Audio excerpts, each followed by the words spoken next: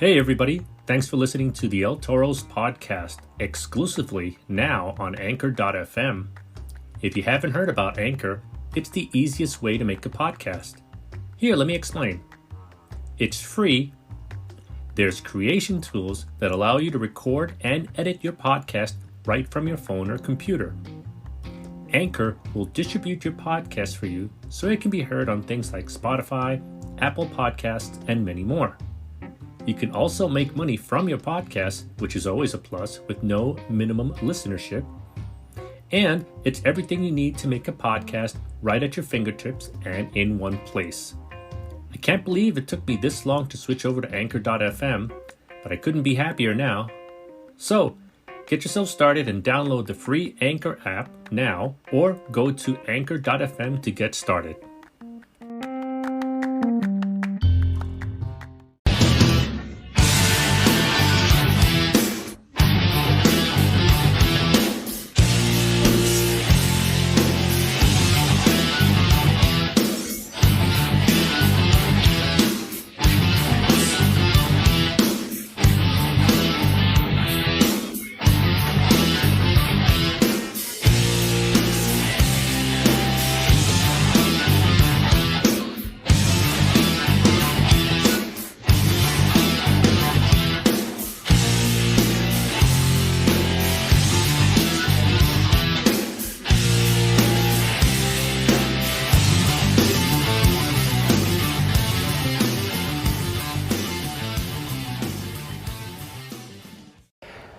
What's going on, everybody? Welcome back to another special edition of the El Toro's podcast. I am your host, El Toro. It's Thursday, September 23rd of 2021. A day later after the amazing Grand Slam AEW Dark Dynamite Rampage that took place yesterday in Queens, New York at the Arthur Ashe Stadium. Also, the very first time the venue has actually ever hosted a wrestling event. So shouts out to first time stuff. And it's the very first time that AEW has ever been in the New York area. I was there personally, and I had a great ass time. The rumors were true. They did tape a AEW Dark episode. Right after that, we went live with AEW Dynamite Grand Slam. And right after that, we taped AEW Grand Slam Rampage. It was absolutely fucking amazing. I had a blast. As you can tell from my voice is pretty much non-existent. So I figured I'd take this opportunity of actually talking about the venue, the show, Dynamite. I am not going to be giving you any spoilers for AEW Dark or Rampage because I encourage everybody to watch it themselves. But I will give you spoilers from AEW Dynamite because it has already aired. If you didn't catch it, then shame on you. You should have caught it live, but you can catch it at any time during your day today and tomorrow and whenever on TNT Drama app. So getting to the venue was actually quite interesting for me. I, obviously, for those people who know, I live in the Westchester area. So I have to really plan ahead, making sure I actually get the train specifically from the Westchester area to commute into this city to then commute into Queens, New York. And it could be quite a trek if you don't know the schedule. Luckily for me, I had taken the day off yesterday and as well today. Yesterday because I wanted to make sure that I would be fully available and immersed into everything that is professional wrestling and just to get there at a decent time. And today, as you can see, I'm recovering from my voice. I'm recording this podcast, and I finished resting up because I got home at 1 o'clock in the morning. Needless to say that I had an awesome fucking time. So the way into the city was an uneventful one. Just hop on the Metro North train, get into Grand Central Station, yada, yada, yada. I refill my Metro card just to make sure that I have just enough to actually hit the subway and hit any buses along the way. I already knew what train I needed to hop on in order to get into Queens. So when I got onto Grand Central Station, it was just easy. Take the 6 train uptown, one stop to 53rd Street and Lexington Avenue, and transfer over to the E train, which was the Express. Express into Queens, Jamaica, essentially, and take that all the way up to 71st and Continental Avenue, which was all fine and dandy. Everything was working great. I was able to get the trains in the appropriate time. I had my mask on, no biggie, no issues, and got to 71st Street and Continental Avenue without much of a problem. This is where it gets interesting. Now, I knew the bus that I needed to hop on. It was the Q23. So I hop on the Q23 and I open up my Google Maps. I already paid for my ride. It was an actually free transfer from the subway into the bus. So I managed to get in. I find a place inside the bus. And off we go. So I open up my Google Maps because I want to find out what stop I'm supposed to get off on. I see the stop. I'm like saying, okay, how long is it going to take me from here? It's probably going to take me about 30 minutes from the time that I actually got into the bus. One thing I started noticing, something was a little off. Because when I climbed in the bus, if you're heading close to your destination, short of traffic, your destination time should be decreasing, meaning how many minutes from point A to point B until you get there. Mine kept on going up. I didn't pay too much mind because when we were driving, there was a little bit of traffic. So I'm like saying, okay, I get it. It's a little bit traffic. It's getting a little bit more delayed. The number kept increasing at an exponential rate. And I'm like, this is not good. So I open up all the trips that were involved. Pretty much it tells you how many stops there are and what the stops are. These new MTA buses actually tell you, they have a little display inside that tells you what the next stops are. And they weren't meshing up. And then it took about 3 more stops for me to realize I was going in the wrong fucking direction. Leave it up to me. This is why I always leave so early to these things. I can make sure I get there. I'd rather be there super stupid mad ass early than be there a second or 2 late. Fortunately, I realized it really quickly. I got off of the bus, crossed the street, and I'm waiting for the 23 bus coming back to where I originally started, and making sure that I actually went in the proper direction. Once I started heading in the correct direction, the duration time between point A to point B started decreasing, which I'm like saying, okay, here we go. And now this time I actually have the trips and the stops open on my phone, monitoring what the next stop is going to be and so on and so forth. I get to 108th and Cliff Avenue, I think it was. I can't really remember exactly what the name of the stop was. So I'm like, okay, cool. So I have to get off here and then I have to walk about 8 minutes. No biggie. I like walking. It's cool. And it was in an area that I haven't actually had a chance to walk through. I've always driven through this area in Queens. I figured, why not? So I get to the part where the Queens Zoo is, the entrance to the Queens Zoo, and I'm walking alongside of it. I'm like saying, okay, this is cool. I start seeing signs, white signs, like picket fences, but they're the plastic ones that you can actually just like stand up. And I started saying AEW Stadium this way, AEW Stadium this way, ride and share to the left.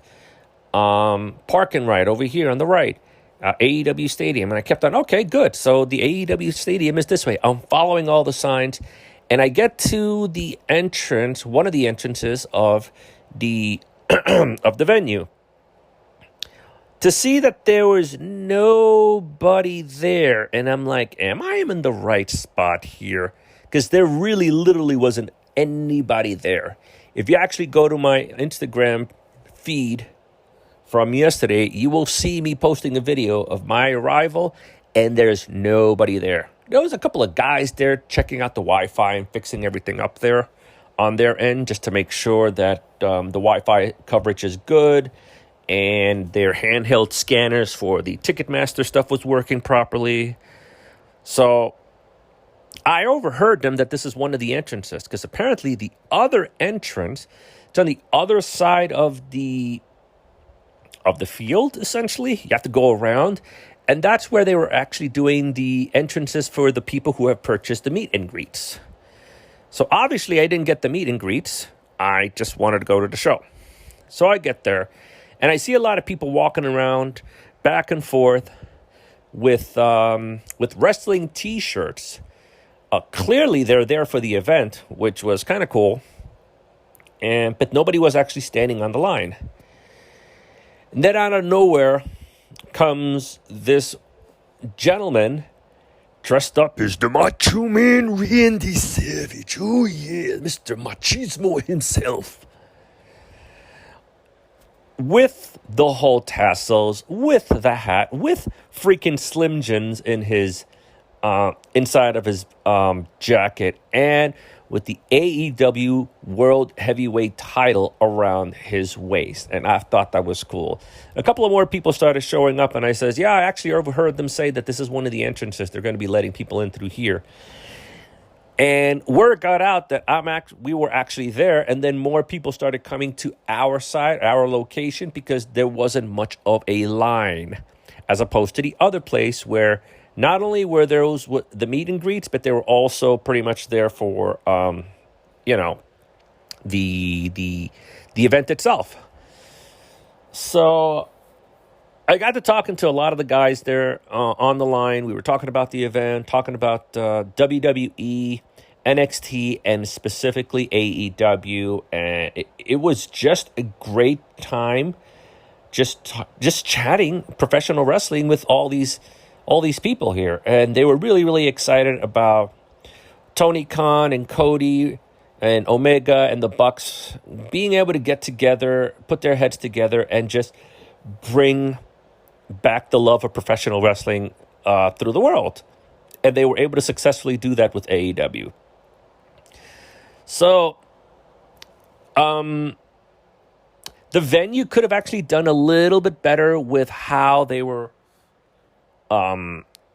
with the signage. They should have said entrance only for AEW here. For meet and greets, continue going around until you see the meet and greet signs. Because everyone kept on asking us, the 1, 2, 3, 4, 5 of us who were in the line first, where the meet and greets were, the lines, and where the staff was supposed to be entering, the people who actually work at the venue. And we kept on directing them, okay, you got to go this staff. Okay, you got to go up over here. There's a little entrance on the left-hand side. You can't miss it. For the meet and greets, you got to go around. Like, we should have gotten paid. We should have gotten vouchers for, like, beers or something, man. I swear to God. Because we were doing more. So they should have actually done a little bit better with promoting that kind of stuff, at least with more signs. But thankfully, this is one of the reasons why I get as early as I can to the venues. Because if I do find out information, I try to help out. It's like saying, hey, listen, I'm not sure. Or, hey, this is what you need to do. This is where you need to go. Yada, yada, yada. So you couldn't enter the venue if you weren't not vaccinated. You had to show proof of your vaccine, either by your vaccination card or by the Excelsior app or the NYC Pass, where there was a barcode. So you had to present that along with proof of identification to ensure that that is who you are and you are vaccinated under that name. And after that, you just have to whip out the Ticketmaster app with your ticket information, with the barcode. They scan it, and then you're in the building. The other thing that they should have said on the website, which wasn't on the website for the venue, was making sure that you did not bring a backpack. Now, I brought my backpack, and inside my backpack, I actually had my battery pack for charging my phone.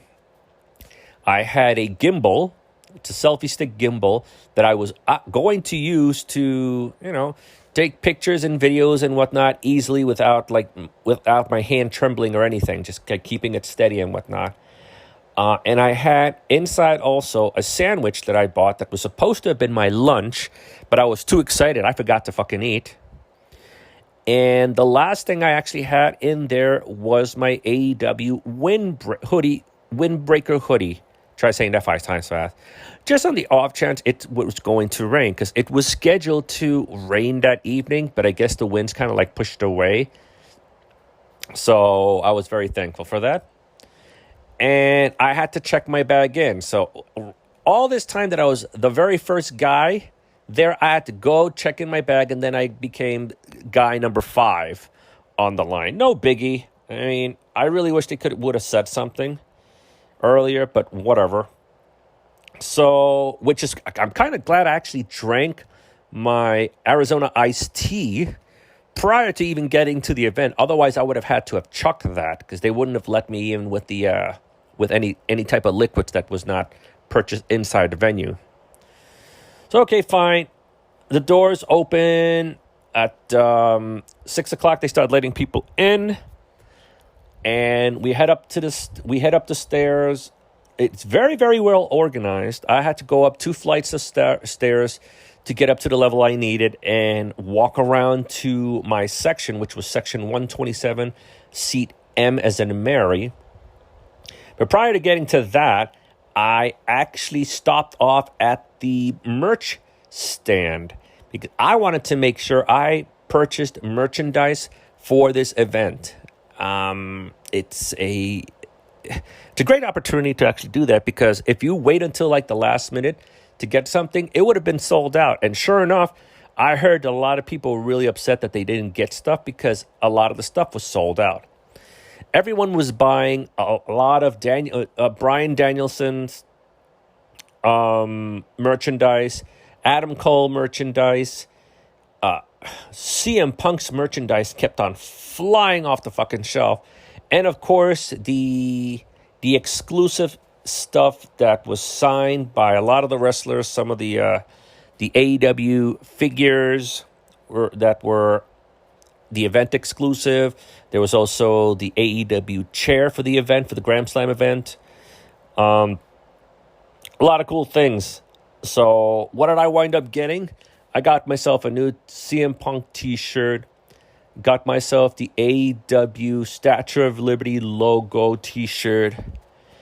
I got myself CM Punk's flag. I wanted to get that off of ProWrestlingTees.com, but it kept on selling out, and they never restocked it. So I'm really glad I saw it here, because I was able to buy it right then and there. And that was going to be it until I actually saw a freaking mask of the Dark Order. And I actually asked the guy, wait a minute, this is a full adult-sized mask? And dude said, yes. Dude, hook me up with one. So yeah, that was a very, very expensive purchase of the merchandise table. Once I got my merch, I wanted to start heading over to my seat. So looking at the signs, I'm like, okay, that doesn't make any sense. Why is this number here, but this number isn't? And the lady said, just keep walking around until you see this middle section here that says it'll have the number range, and you're more than welcome. And then you just wait until they start letting people in. You will get let in. So I did that. Everything was cool. They started letting people in, and I fucking scored on those seats. So it was row M. It was row 120, section 127, row M, seat number 12, which means that I was the very top seat and the last seat, right where the steps are, right where the exit is. I couldn't have picked better seats, man. If you actually take a look at the pictures up on my Instagram at Instagram.com/El Toros podcast, you'll be able to see a lot of the pictures that I posted from last night.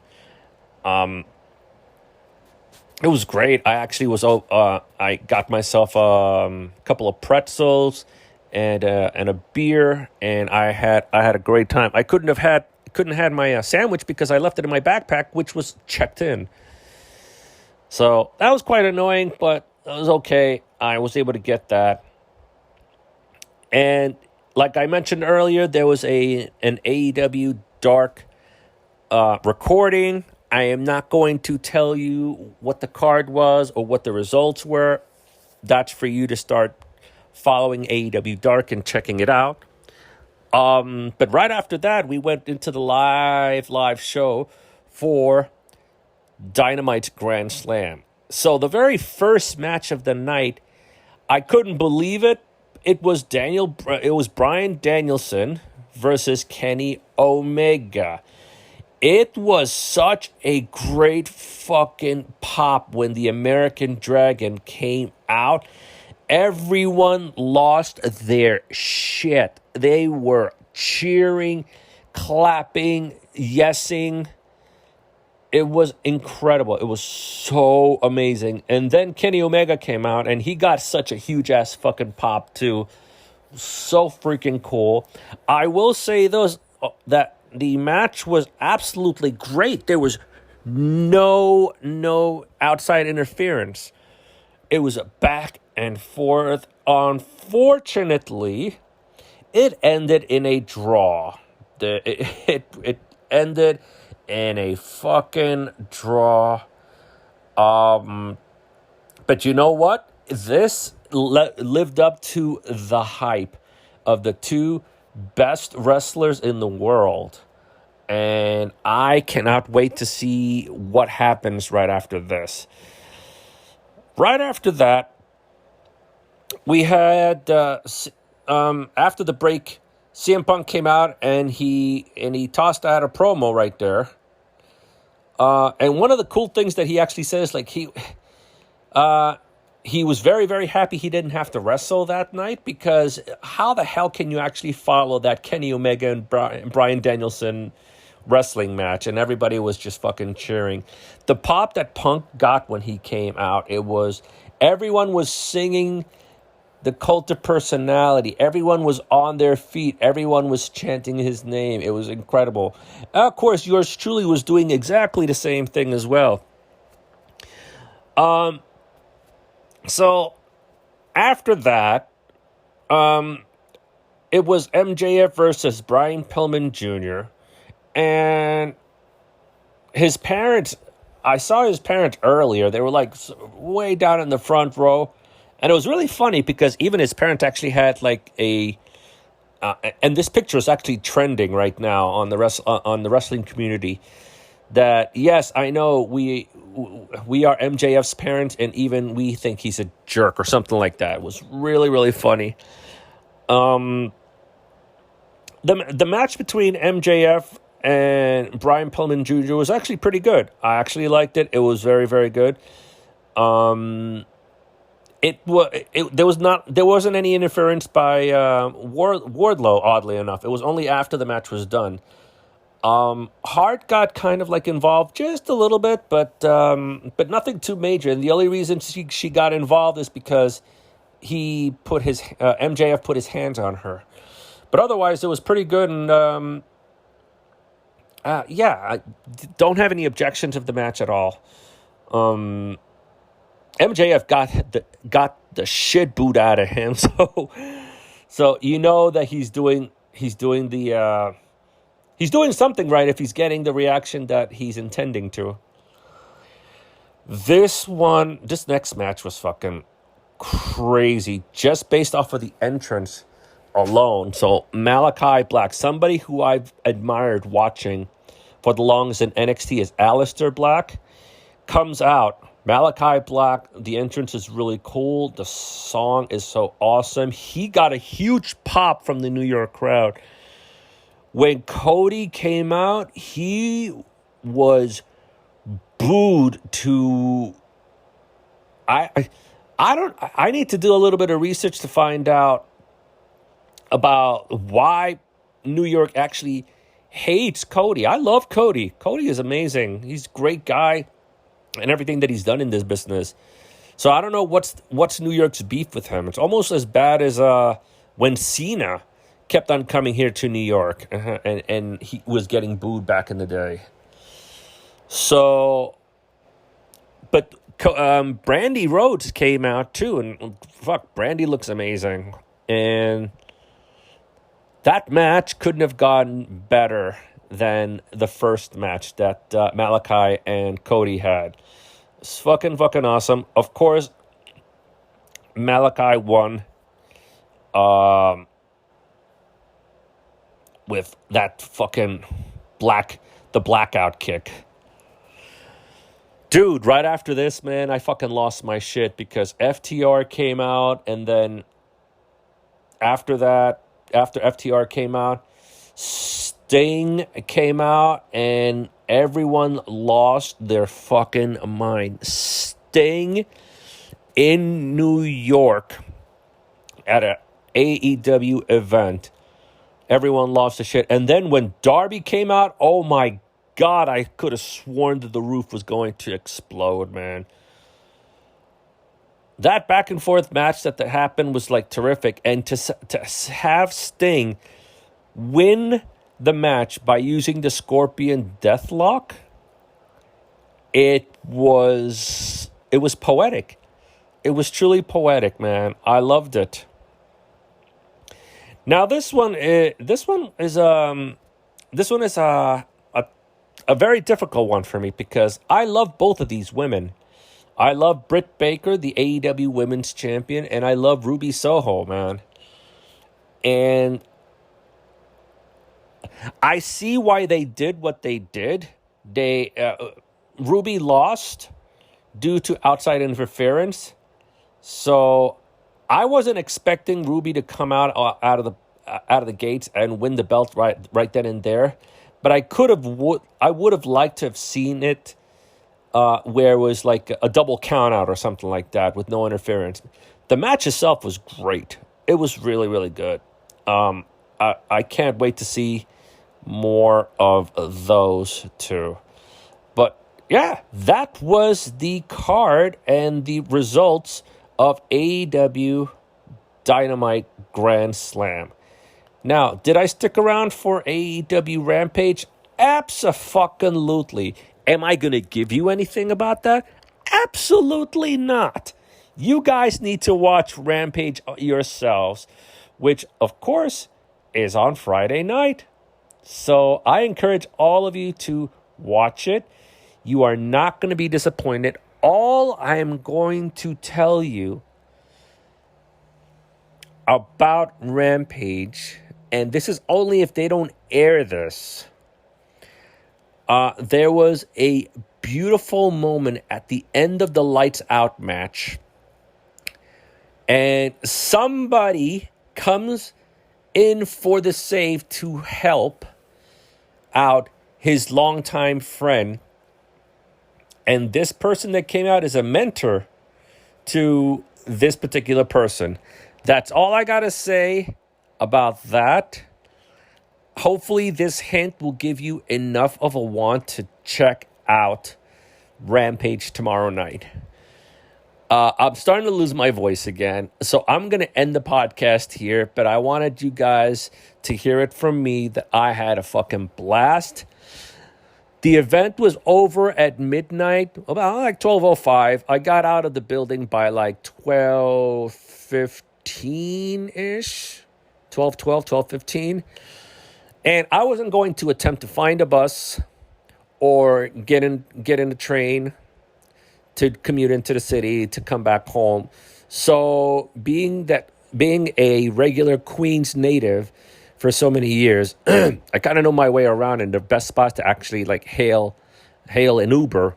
So I found a good spot, went on my Uber app, got an Uber, picked me up, and dude drove me all the way home.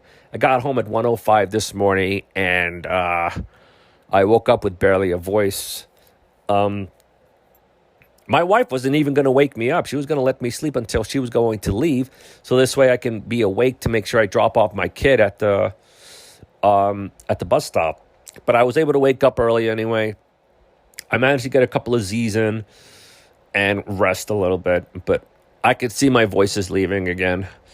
So I'm going to bid you all adieu and say thank you to fucking Tony Khan, who was there last night.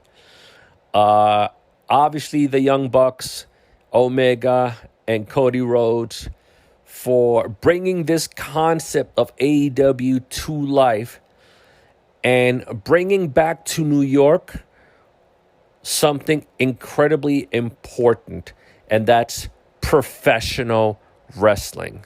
It's been brought back to New York, guys, and I could not be any happier than I already am. So this is El Toro signing off. I love you guys very, very much, and be safe.